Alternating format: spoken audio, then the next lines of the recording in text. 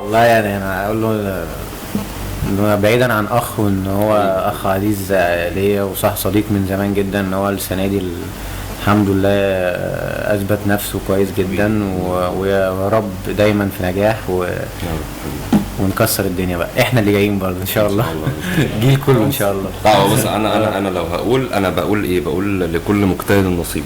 تمام. الراجل ده بقاله كتير قوي، يعني احنا مع بعض من زمان، بقاله كتير قوي بيشتغل، وبقاله كتير قوي بيسعى وبيجتهد، عشان كده نجح، وعشان كده بيوصل، وعشان كده بيشتغل، وعشان كده حاجات كتيره بتحصل. انا بس قبل ما اقول لمحمود هقول لشباب كتير، ناس كتير ما تيأسوش وفشلوا. ممكن محدش يفهمني، بس فشلوا، لان الفشل تجربه، لكن اليأس ده هو ده الفشل الحقيقي اللي في دماغكم. لكن الفشل تجربه، افشلوا طبعا. احنا على فكره عشان نوصل اللي احنا فيه، احنا لسه ما وصلناش لحاجه. عشان نوصل اللي احنا فيه، احنا ما بنعملش حاجه، ان احنا بنفشل، ما بننجحش. هننجح امتى؟ هننجح امتى؟ بتاعت ربنا. المهم ان احنا نقعد نفشل، لكن ننجح دي بتاعت ربنا، الوقت بتاع ربنا احنا ما نعرفوش، مالناش اي علاقه بيه.